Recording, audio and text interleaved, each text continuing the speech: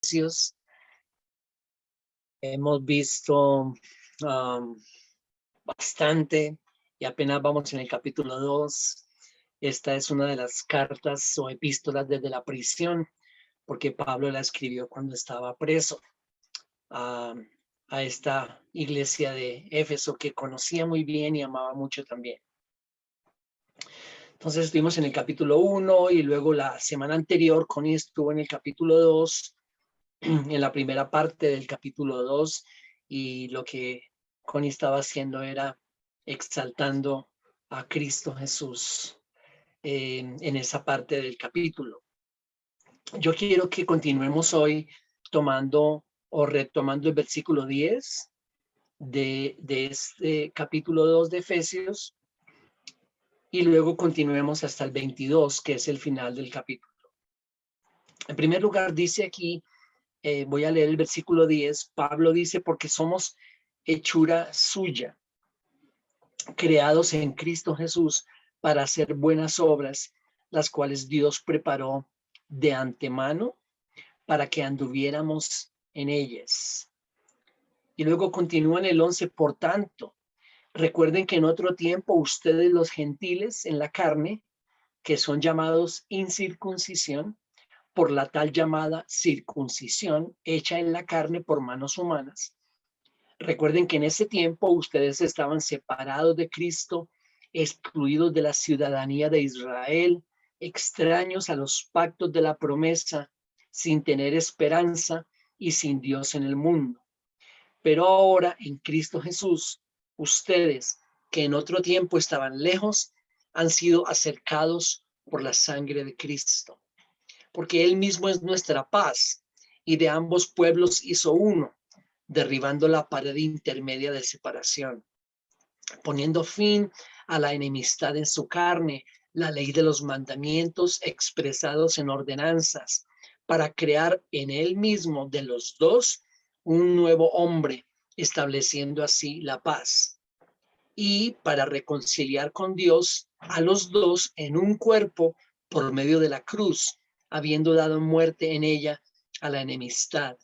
Y vino y anunció paz a ustedes que estaban lejos y paz a los que estaban cerca.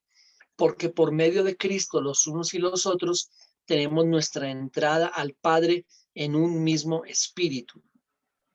Versículo 19. Así pues, ustedes ya no son extraños ni extranjeros, sino que son conciudadanos de los santos y son de la familia de Dios.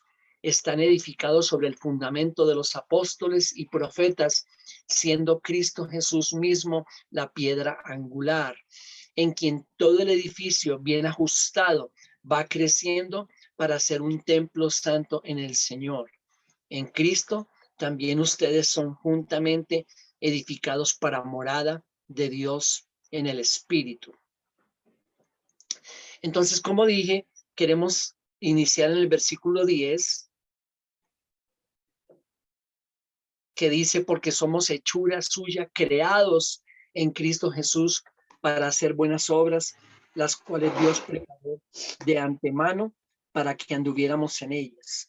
Lo que Pablo está haciendo en el versículo 10 es, para mí, resumiendo toda la descripción del proceso de Dios, el proceso de Dios que nos pasa de muerte a vida, que nos pasó de muerte a vida. Es lo que él viene hablando en los versículos anteriores en el capítulo 2, diciendo estábamos muertos, no desmayados ni enfermos, estábamos muertos, completamente muertos espiritualmente en nuestros delitos y pecados. Y hablando de ese proceso, de cómo Dios en Cristo nos pasa de muerte a vida, el resumen que él hace es el siguiente en el versículo 10. Y él dice, básicamente lo que Dios hizo fue crearnos de nuevo en Cristo Jesús. Nos ha creado. Y cuando Pablo habla de esa nueva creación, escuchen, no está hablando de que lo que Dios hace en nosotros es que nuestro viejo hombre necesitaba ser un poquito mejorado. Nuestro viejo hombre necesitaba ser un poquito maquillado, arreglado, adornado. necesitaban enseñar un poquito mejor a nuestro viejo hombre. No, el plan de Dios en Cristo es que nuestro viejo hombre fuera muerto, muerto. Y sí, uno dice, pero ¿cómo así? Pablo dice que estábamos muertos en nuestro viejo hombre y ahora necesitamos ser muertos. Sí, pero es que esta muerte y el viejo hombre tiene características únicas, únicas, y son las que él menciona en Romanos 6. Si quieren, por favor, ir a Romanos 6, porque está hablando exactamente de lo mismo.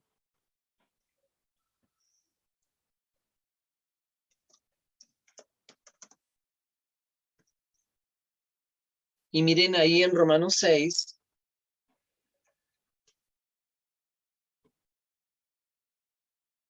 versículo 6,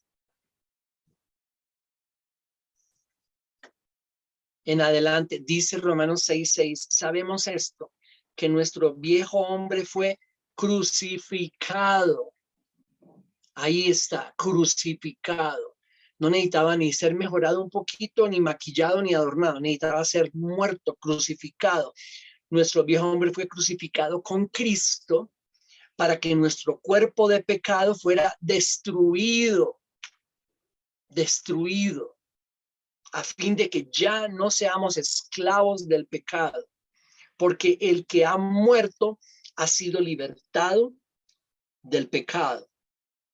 Entonces, Pablo resume toda esa presentación. Bueno, en el capítulo 1 vimos que él hizo la presentación del evangelio, con esa empezó. En el capítulo 2 habla de ese proceso de ser pasado de muerte a vida y lo resume en el versículo 10. Lo primero que él dice es, fuimos creados una vez más.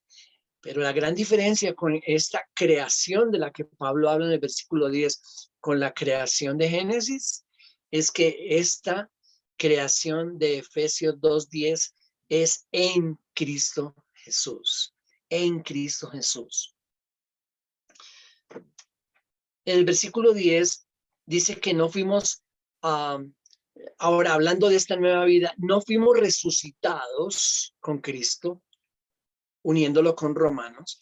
No fuimos resucitados con Cristo, no fuimos creados en Cristo Jesús para una vida neutral o para una vida estática.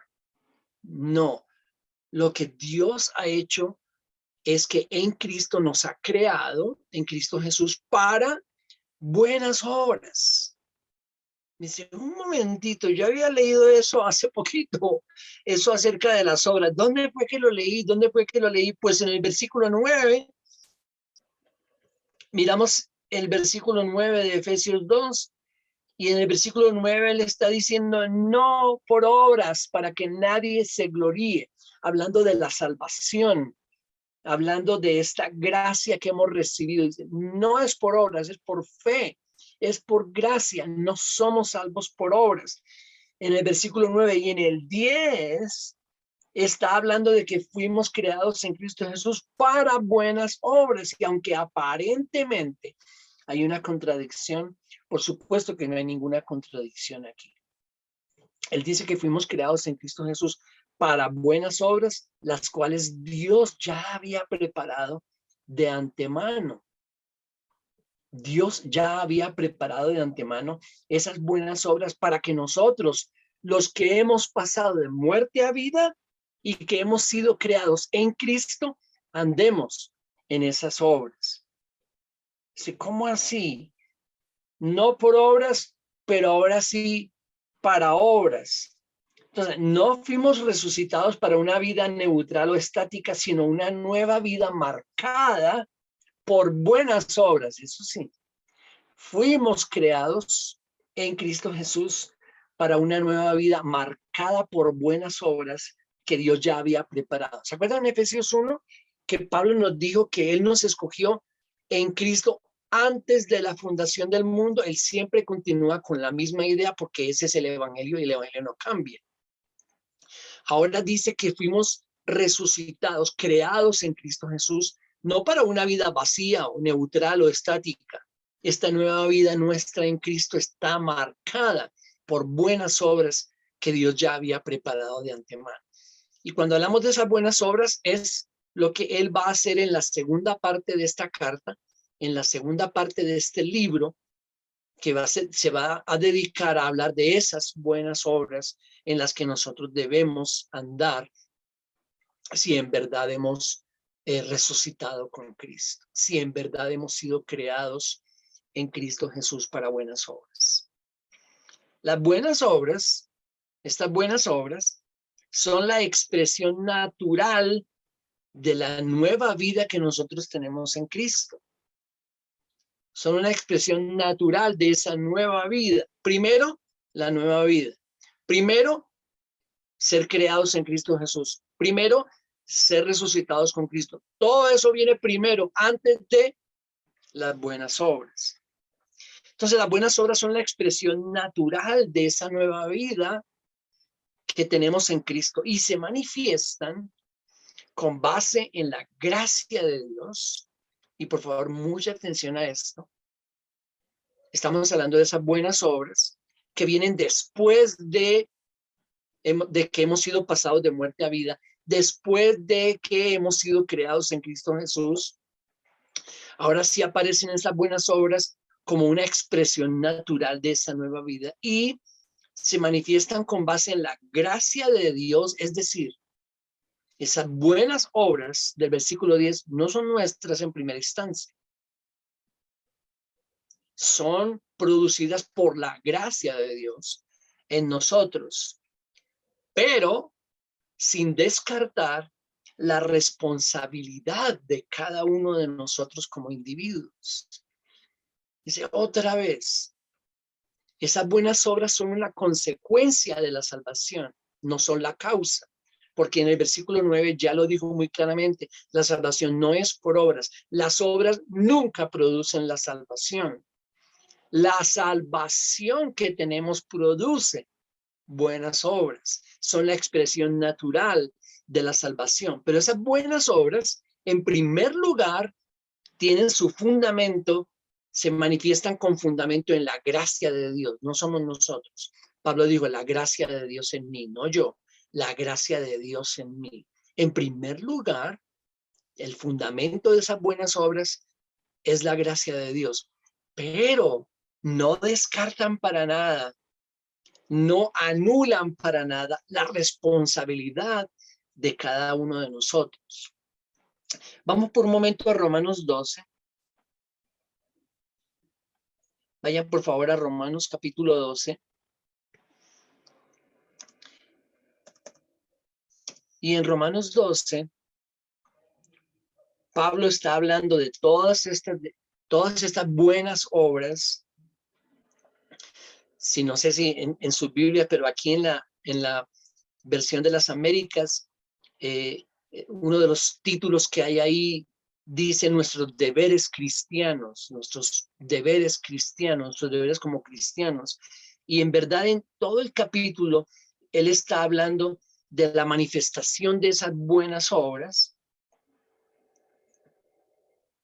Pero si usted mira el versículo 9, por ejemplo, hablando de todas estas buenas obras, él dice el amor sea sin fingimiento, sin hipocresía.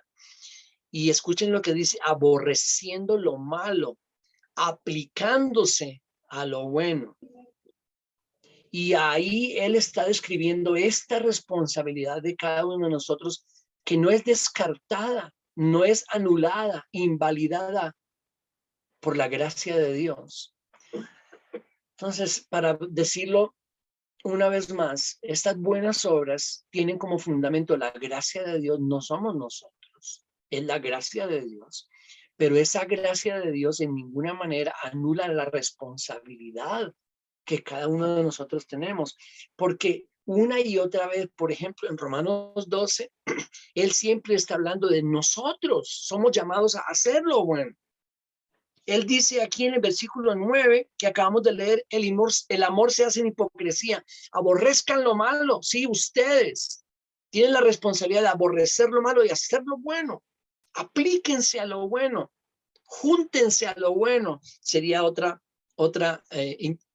interpretación, no, sino otra traducción de esta palabra que él usa aquí en el original. Aplíquense, júntense a lo bueno. Está hablando de decisiones que nosotros tenemos que tomar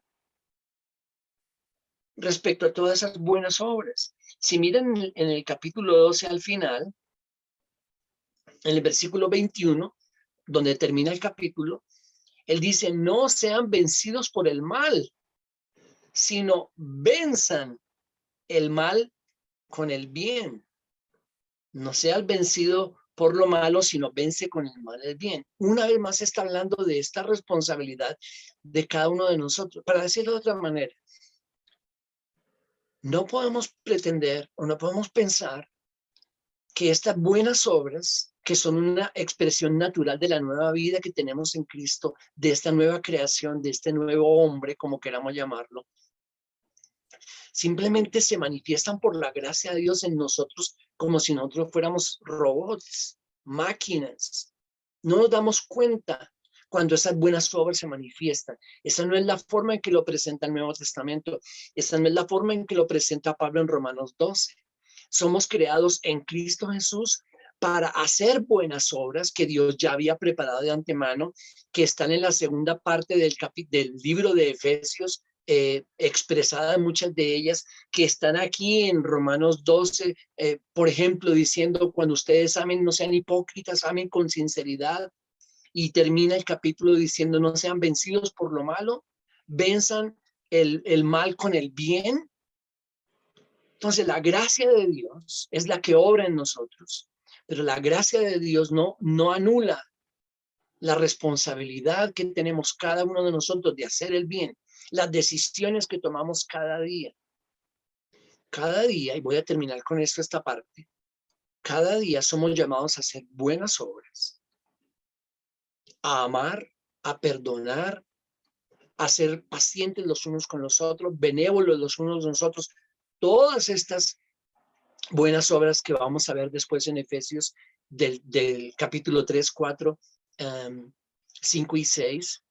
4, 5 y 6 enfocados en lo que nosotros hacemos. Entonces, cada día nosotros hacemos esas buenas obras, pero las hacemos no basados en nuestra propia naturaleza, sino por la gracia de Dios. Pero eso no anula la responsabilidad que tenemos de hacerlas, de decidir por el bien y no por el mal, de ser honestos, de ser transparentes, de ser amorosos, de ser misericordiosos. Todas estas buenas obras son una combinación, aunque a mí no me gusta esa palabra, pero para que podamos entenderlo mejor, una combinación de la gracia de Dios y nuestra responsabilidad. ¿Por qué no me gusta la palabra? Porque en verdad no es parte y parte. La gracia de Dios es la que nos ayuda y hace que nosotros tomemos esas buenas decisiones, pero no quita la responsabilidad que cada uno de nosotros tenemos. Entonces, Efesios 2, versículo 10, somos hechura suya, creados en Cristo Jesús para hacer buenas obras, las cuales Dios preparó de antemano para que anduviéramos en ellas.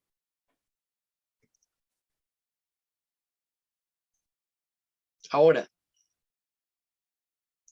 después de, y esta es una forma de cerrar este versículo 10, ahora, después de encontrar seguridad y reposo en el Evangelio, desde el 1:1 hasta el 2:9, después de encontrar esa seguridad y reposo en Cristo, estando en Cristo, ahora sí podemos pensar en las buenas obras del 2:10. Y eso nos hace recordar lo que Santiago dice, no lo busquemos ahora, pero si quieren anotarlo, lo que Santiago dice en el capítulo 2 de su libro, Santiago 2, versículo 14. Y dice, ¿puede esa fe que tú profesas tener sin obras salvarte? Y en otra ocasión estudiamos que en ninguna manera Santiago estaba contradiciendo a Pablo. Lo que Santiago está diciendo es, ustedes que profesan tener fe salvadora sin ningún tipo de obras, o por el contrario, con obras opuestas al evangelio, ¿ustedes creen que esa fe puede salvarlos? ¿Ustedes creen que esa fe es salvadora, la fe genuina salvadora? Por supuesto que no.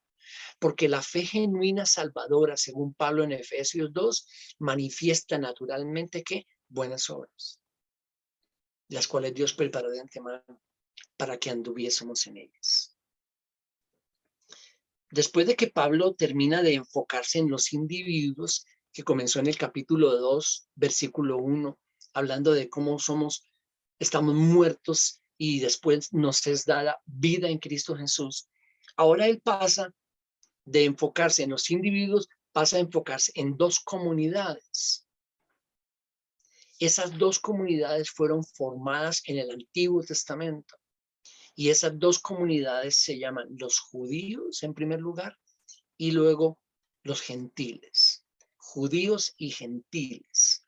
Si no son familiares o no estamos familiares, alguno de nosotros no está familiarizado con esas dos comunidades, es muy importante que entendamos de quiénes estamos hablando. Cuando hablamos de los judíos, estamos hablando del pueblo de Dios en el Antiguo Testamento. Eso comenzó siendo la nación de los hebreos. Fue formada por Dios en el Antiguo Testamento, la nación de los hebreos, con Abraham y su llamamiento en el capítulo 12 de Génesis, y luego de él Dios formó esa nación, la nación hebrea, la nación de los hebreos, que vinieron después con Jacob a llamarse Israel. Las 12 tribus vinieron a llamarse Israel, el mismo pueblo, la nación de los hebreos, los israelitas, el mismo pueblo, y después de eso vinieron a conocerse como los judíos, el mismo pueblo, la misma nación. ¿Quiénes son ellos? Ellos fueron el pueblo escogido por Dios en el Antiguo Testamento. Ellos eran únicos y exclusivos, el pueblo de Dios en el Antiguo Testamento. Ninguna otra nación era el pueblo de Dios en el Antiguo Testamento, solo ellos, la nación de Israel. Esos son los judíos. Cuando hablamos de los gentiles, en el Antiguo Testamento eran todos aquellos que no eran judíos. Todos los demás naciones, todos los demás pueblos que no eran judíos eran los gentiles. Entonces, si aplicáramos eso a nosotros hoy en día, que la gran mayoría de nosotros somos colombianos, ¿qué seríamos nosotros? Pues nosotros no somos judíos. Así que, ¿qué seríamos? Gentiles. Todos los que no son judíos son gentiles. Ahora, cuando pensamos en eso y lo colocamos en el contexto de Efesios, volvamos a Efesios, ya hablando de estas dos comunidades, él dice en el versículo 11, por tanto, y ahí hay otro comentario importante, por cuanto todo lo que yo he dicho, enfocándome en el individuo, en los individuos, ahora nos vamos a enfocar en estas dos comunidades, judíos y gentiles. Por tanto, recuerden que en otro tiempo ustedes los gentiles en la carne, que son llamados incircuncisión por la tal llamada circuncisión hecha en la carne por manos humanas. La circuncisión era una marca de los varones en el Antiguo Testamento que los marcaba o los señalaba como parte del pueblo de Dios. Era una marca hecha en el prepucio del miembro del varón. Era una marca hecha en la carne, por eso él dice aquí en la carne, por manos humanas. Esa es la circuncisión.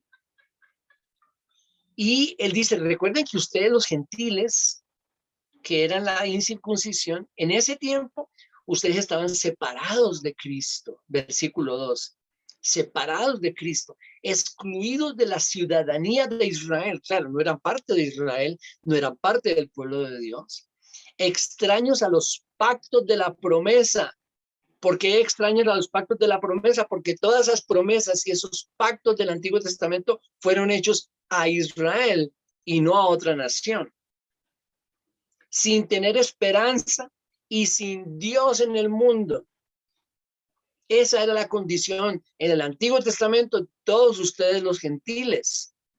Y la gran diferencia entre Israel y todas las demás naciones del Antiguo Testamento, porque Dios no escogió sino a una sola, que fue la nación de Israel.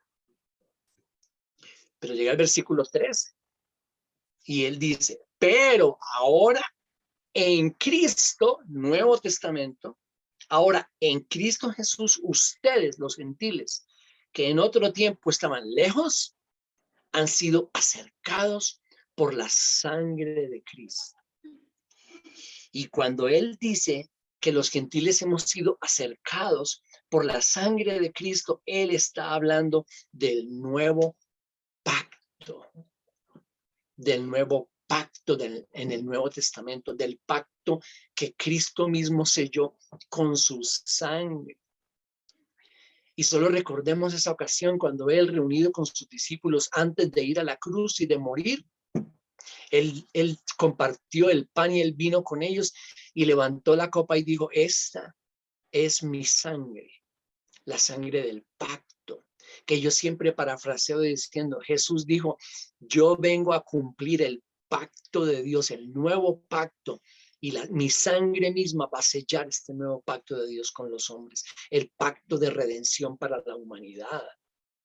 Entonces, cuando Pablo habla de que los gentiles hemos sido acercados por la sangre de Cristo, está hablando del nuevo pacto, porque ¿saben qué? El antiguo pacto desapareció, fue anulado, según el libro de los Hebreos. Y todos nosotros hoy en día vivimos bajo el nuevo pacto, y en ese nuevo pacto, escuchen lo que va a pasar. Volvamos a Efesios.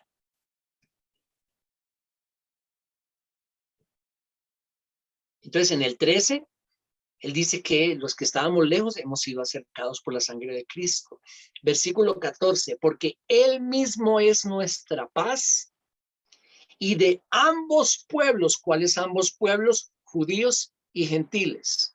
De ambos pueblos hizo uno, un pueblo, de ambos uno, derribando la pared intermedia de separación, poniendo fin a la enemistad en su carne, la ley de los mandamientos expresados en ordenanzas, para crear en él, en Cristo, en él mismo, de los dos, un nuevo hombre, estableciendo así la paz, y para reconciliar con Dios a los dos en un cuerpo por medio de la cruz, habiendo dado muerte en ella a la enemistad. 17, y vino y anunció paz a ustedes que estaban lejos, los gentiles, y paz a los que estaban cerca, los judíos, porque por medio de Cristo, los unos y los otros tenemos nuestra entrada al Padre en un mismo espíritu. Entonces, hablando de estas dos comunidades que se formaron en el Antiguo Testamento,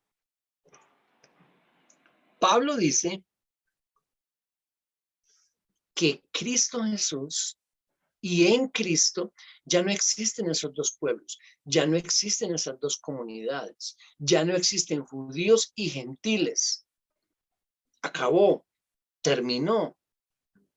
Ahora, cuando nosotros pensamos en el Israel en el Antiguo Testamento, que fue el pueblo escogido por Dios, por supuesto, nadie lo puede negar, porque más claro, es absolutamente evidente que está ahí. Dios escogió a Israel como su pueblo en el Antiguo Testamento, y todas las demás naciones éramos gentiles, pero Israel fracasó rotundamente en el Antiguo Testamento. Pero el fracaso de Israel en el Antiguo Testamento en ninguna manera fue el fracaso del plan de Dios en el primer intento, podríamos decir. En ninguna manera. La historia de Israel y su fracaso nos permite ver el desarrollo del perfecto plan de Dios para redimir la humanidad. Y déjeme ponerlo así. Yo siempre lo pongo así en mis clases de Antiguo Testamento. Cuando uno mira el Antiguo Testamento, y si uno lo mira desde arriba, si pudiéramos verlo desde arriba, el desarrollo del Antiguo Testamento, esto es lo que veríamos.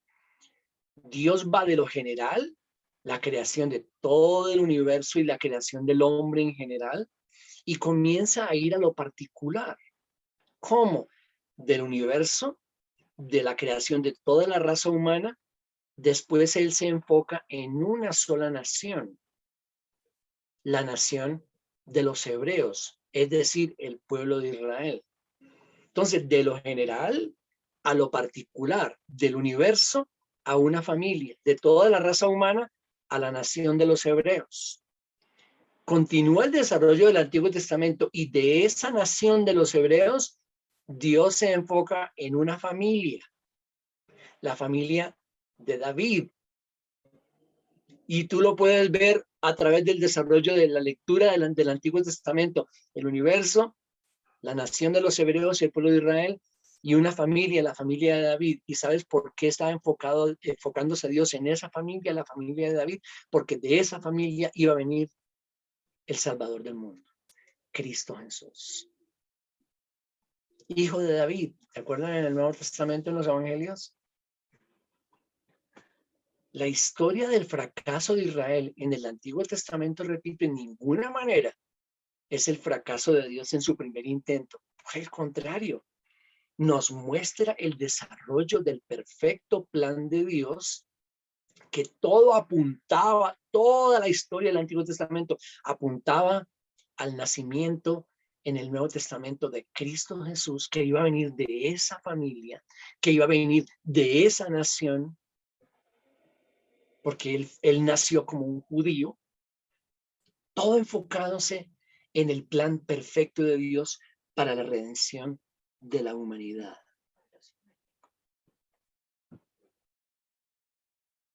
Entonces, cuando Pablo habla de la condición de los gentiles en el Antiguo Testamento, nos recuerda que el pueblo de Dios en el Antiguo Testamento era Israel y no otro pueblo.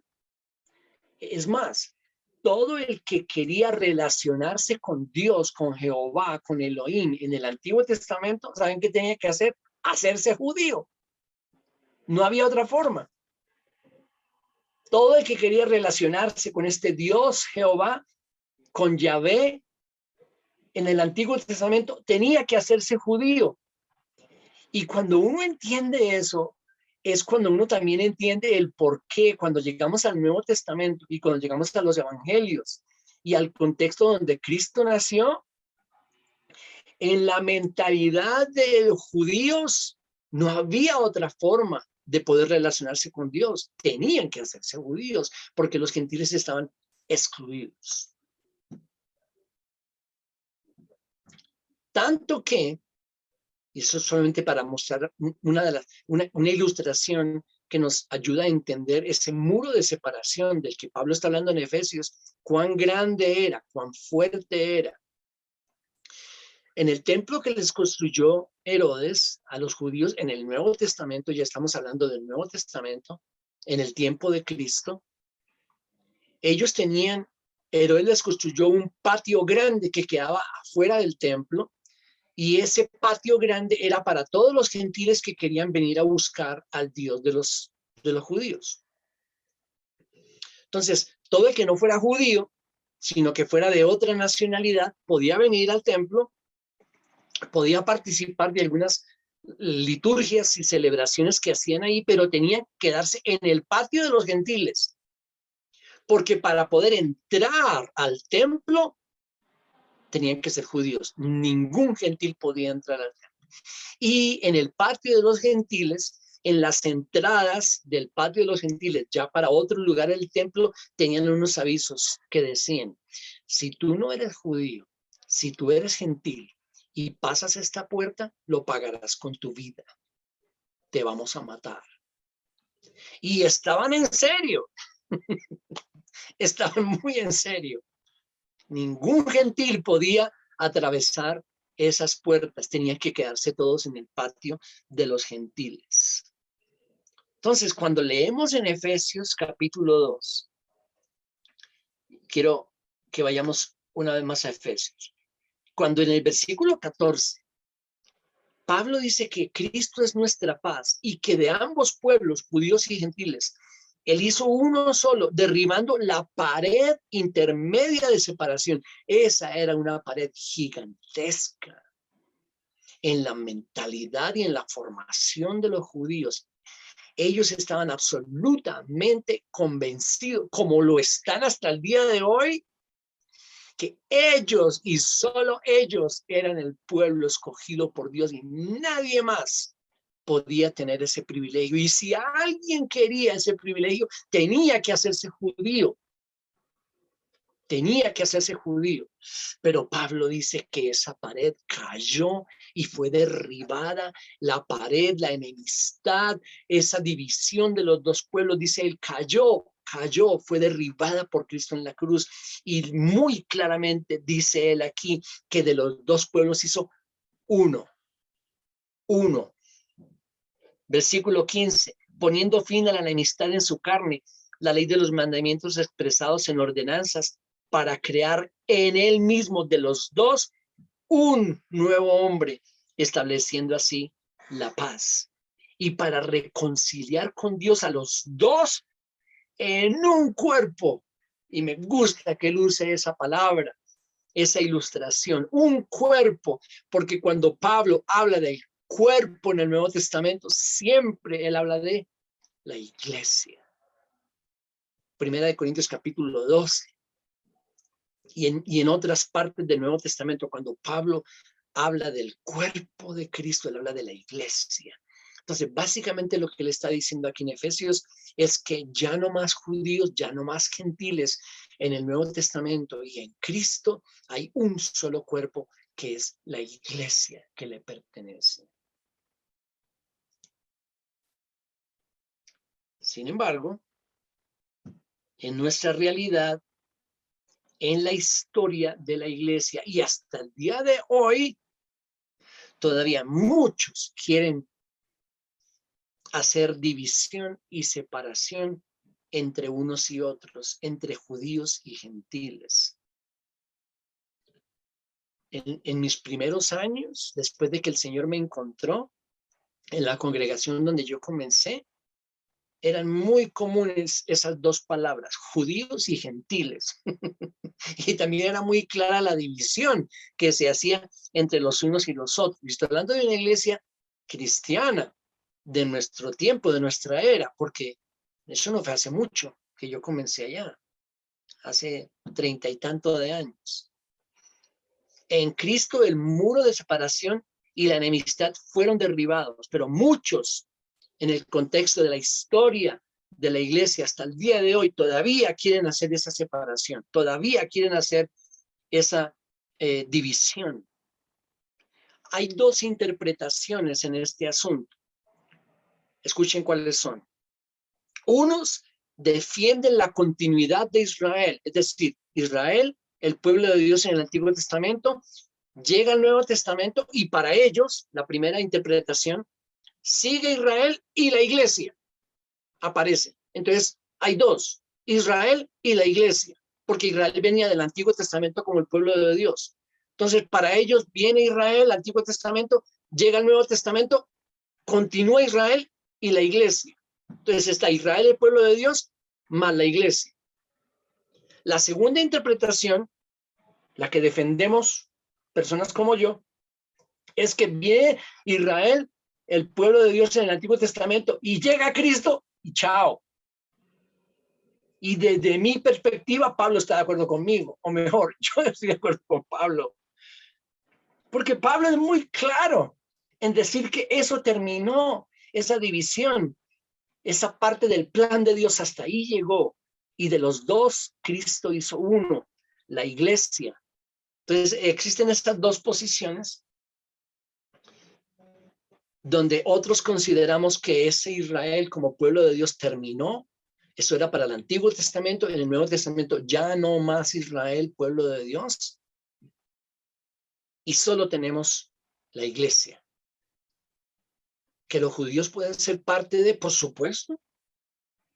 Por supuesto, todo judío, y estoy hablando de judío como parte del pueblo de los judíos, parte de Israel, parte de esa nación, colocan su fe en Cristo Jesús, pues ellos son parte de la familia que va a mencionar ahora él, parte del cuerpo que es la iglesia, que está compuesta por gente de todas las naciones y pueblos y tribus y lenguas, como aparece en el Apocalipsis.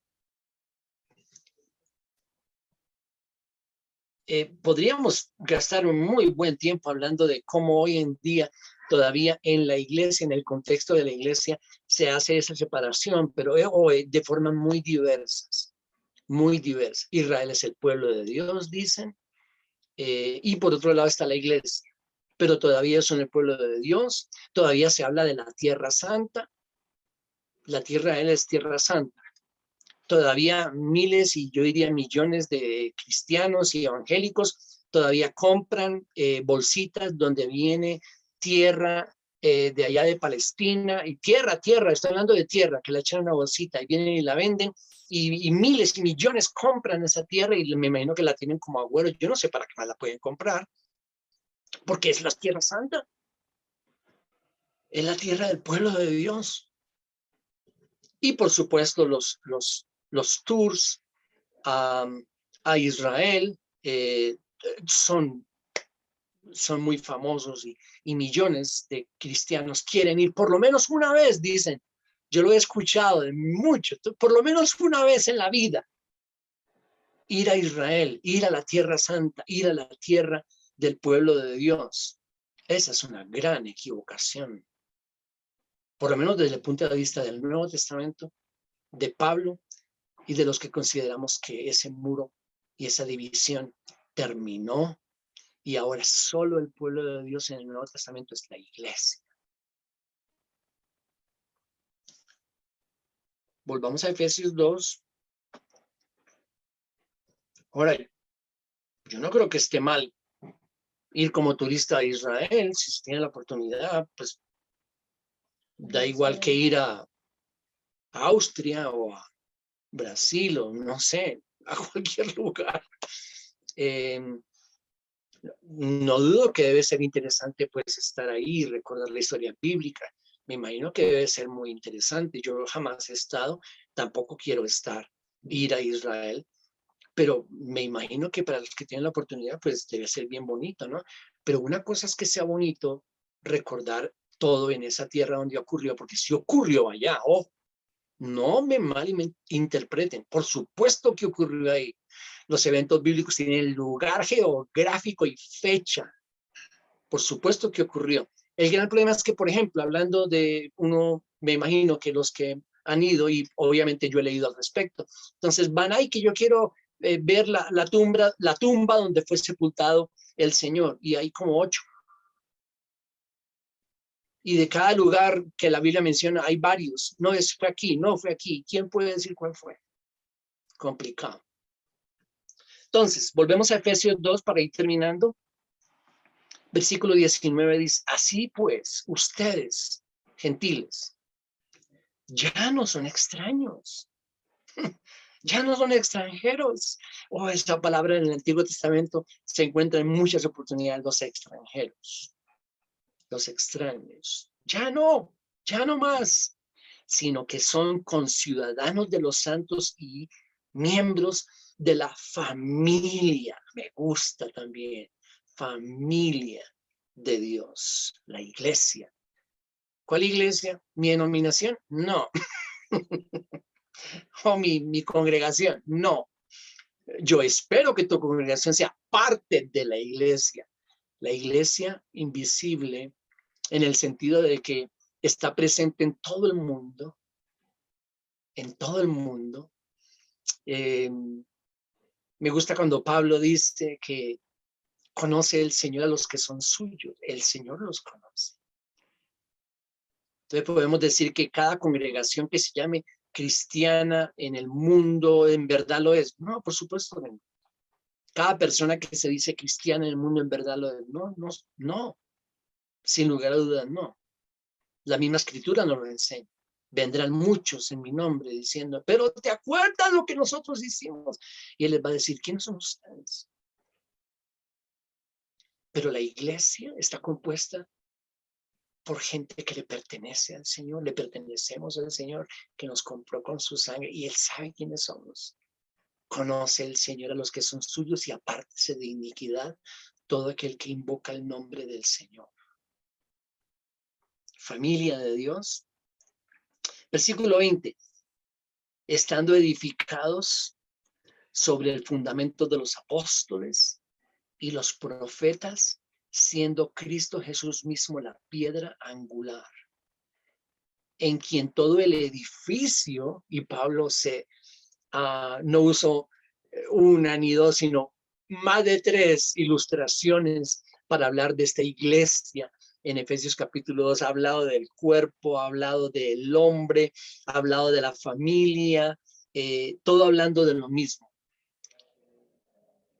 En quien todo el edificio, versículo 21, bien ajustado, va creciendo para ser un templo santo en el Señor. En Cristo también ustedes son juntamente edificados para morada de Dios en el Espíritu. Entonces quiero que terminemos pensando en esto. Miren, aquí está la iglesia, ya no más esa separación, ya no más judíos, ya no más gentiles, ya no más Israel, el pueblo de Dios. No, no, la iglesia es el pueblo de Dios en el Nuevo Testamento. La iglesia que Cristo compró con su propia sangre, a la cual pertenecemos gente de todas las naciones y lenguas y tribus y pueblos, incluyendo israelitas, por supuesto, judíos, por supuesto, y todos los demás. Da lo mismo un judío que un bengalí de Bangladesh, o un hindú, o un colombiano, o un ecuatoriano, la misma cosa. Si somos parte de la verdadera familia de Dios. Y Pablo dice que está el fundamento de esta iglesia en el mundo. En primer lugar es Cristo como la piedra angular. Y cuando habla de la piedra angular, él habla de las construcciones en la antigüedad, sobre todo en ese tiempo y en esos contextos. La construcción, todo el edificio reposaba sobre una sola piedra, una piedra por supuesto gigante que ellos metían en el piso, en el suelo, y ahí sobre esa piedra construían toda la edificación. Entonces es una ilustración de Cristo, la piedra angular, la piedra principal. Por supuesto, Cristo es el fundamento de toda nuestra fe. El fundamento de la iglesia es suya, le pertenece, él la compró, es suya. Él es la piedra angular. Y luego él dice que como parte de ese fundamento, después de la piedra angular, viene primero el fundamento de los apóstoles. Ojo, por supuesto, la enseñanza apostólica neotestamentaria, no del Antiguo Testamento. No del Antiguo Testamento, no. No, lo lamento, señores adventistas, no. No estamos bajo la ley. No estamos bajo la ley del Antiguo Testamento. Estamos en el Nuevo Testamento. La enseñanza apostólica, pero por supuesto también la profética del Antiguo Testamento. Porque el Antiguo Testamento es parte de la palabra de Dios, por supuesto. Ahí está el desarrollo del plan de Dios. Lo vimos cuando fue hace unos días. No es posible para nosotros entender en Eclesiastés, no es posible entender la obra de Dios de principio a fin si nosotros no entendemos esta revelación que Dios nos ha dado en su palabra, tanto en el Antiguo como en el Nuevo Testamento. Y nos deleitamos viendo toda esta escritura como nos muestra esa revelación, ese plan perfecto desarrollado a través de todas las edades. Pero el fundamento de la iglesia en el Nuevo Testamento es este. Primero Cristo, piedra angular. Después, fundamento apostólico, neotestamentario, porque ese es el nuevo pacto. Nosotros no estamos bajo el antiguo, estamos bajo el nuevo. Y luego, por supuesto, el profético del Antiguo Testamento. Ese tiene que ser el fundamento de la doctrina de la iglesia. Cristo, piedra principal, enseñanza apostólica, y luego el Antiguo Testamento, profética, porque el Nuevo Testamento interpreta el Antiguo. Y termina en Cristo, versículo 22, en Cristo también ustedes son juntamente edificados para morada de Dios en el Espíritu. Amén. Bueno, se nos acabó el tiempo, resumamos y vamos a terminar. Iniciamos en el versículo 10. No, en el Evangelio nosotros no somos mejorados, un poquito maquillados, arreglados. No, el viejo hombre tiene que ser crucificado. Crucificado. Y todo eso es un proceso que es por fe.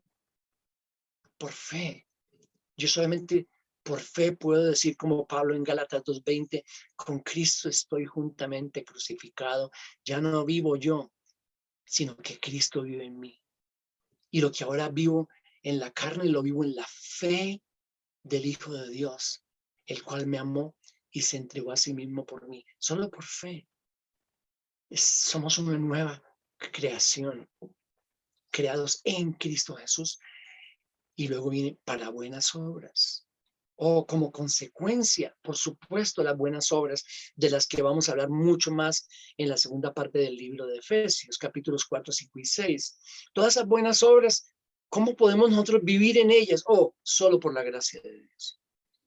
No hay otra forma, solo por la gracia de Dios. Sin embargo, la gracia de Dios sobre nuestras vidas no anula, no quita nuestra responsabilidad. Ese es un concepto que me gusta mucho como el maestro R.C. Sproul lo pone, porque él habla de la soberanía de Dios. Y por supuesto que Dios es soberano, pero esa soberanía de Dios no anula nuestra responsabilidad. El que mañana yo tome la decisión de decir, yo no voy a ser fraudulento, yo no voy a ser oscuro, yo no voy a ser mentiroso, yo no voy a ser irreverente, yo no voy a ser irrespetuoso, yo no voy a ser inmisericordia. Son decisiones que tomamos, pero por supuesto la gracia de Dios es la que produce las buenas obras en nosotros. Y luego Pablo pasa de los individuos a hablar de estas dos comunidades, de estos dos grupos que se formaron en el Antiguo Testamento, judíos y gentiles. Y él viene y dice, ya no más, acabó. Esa división, esa enemistad terminó en Cristo, porque de los dos pueblos hizo uno. Yo no me explico cómo todavía estos muchos en el contexto de la iglesia cristiana todavía defienden el hecho de que Israel es el pueblo de Dios y aparte entonces pegaditos está la iglesia. No entiendo cómo, cuando es tan claro en las escrituras, por lo menos para mí, en Efesios capítulo 2 y en otros textos, cuando Pablo dice, ya no hay más judíos, ya no hay más gentiles. Ya nadie conocemos en la carne, a todos los conocemos en Cristo, porque todos somos parte de una misma familia, de un mismo cuerpo, de un mismo edificio. Efesios 2, que es la iglesia, la que Cristo compró con su sangre. Todos nosotros participamos, tenemos entrada, dice él, al Padre por el mismo Espíritu, el Espíritu de Dios. Amén. Yo creo que, a ver, ¿hay alguna pregunta? De pronto una, si la hay, que pudiéramos responder.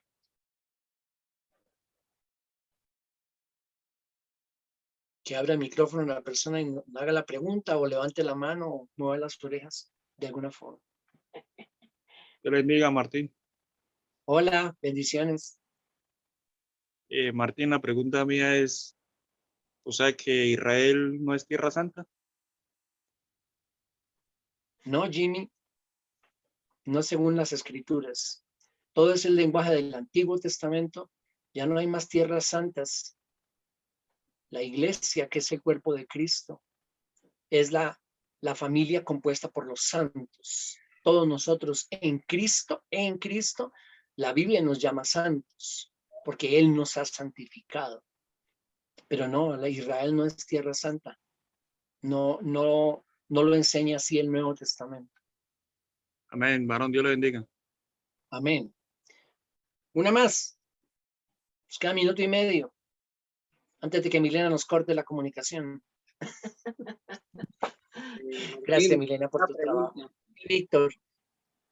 Es que yo he escuchado muchas veces, bueno, en la Biblia lo dice que oremos por la paz de Jerusalén. ¿Sí? ¿A qué se refiere? Si ya no hay un pueblo especial de Dios, sino es la iglesia, ¿a qué se refiere ese versículo? No, es el lenguaje del Antiguo Testamento que tenemos que interpretarlo con el Nuevo. Y oramos por la paz de todas las naciones de la tierra. Oramos, como Pablo dijo, por todos los gobernantes, por los que son puestos en eminencia. Oramos por el propósito de Dios, por el desarrollo de su plan en todas las naciones. Oramos porque Dios sea soberano sobre todo esto que pasa, sobre las guerras, sobre todo lo que el mundo vive hoy en día, pero no oramos por la paz de Jerusalén desde el punto de vista de que consideramos que ese es el pueblo de Dios y que nosotros somos como primos hermanos. No, Efesios 2, todos somos miembros de la familia de Dios. Entonces, orar por la paz de Jerusalén, sí, yo lo escucho todo el tiempo, el lenguaje del Antiguo Testamento, no del Nuevo. Gracias. Ahora, claro, pues oramos por Jerusalén, como oramos por Quito o por Buenos Aires, igual, desde mi perspectiva, ¿no? Gracias. Con mucho gusto, Víctor. Gracias a todos por conectarse, hermanos. Un abrazo y esperamos verlos pronto. Bendiciones. Buenas noches. Buenas noches, que esté muy bien. Nos vemos. Chao, bendiciones. Nos vemos Chao. este domingo en el Fútbol General. Bendiciones a todos. Chao, chao. Chao, chao. Chao, chao. Chao, chao. Chao, chao.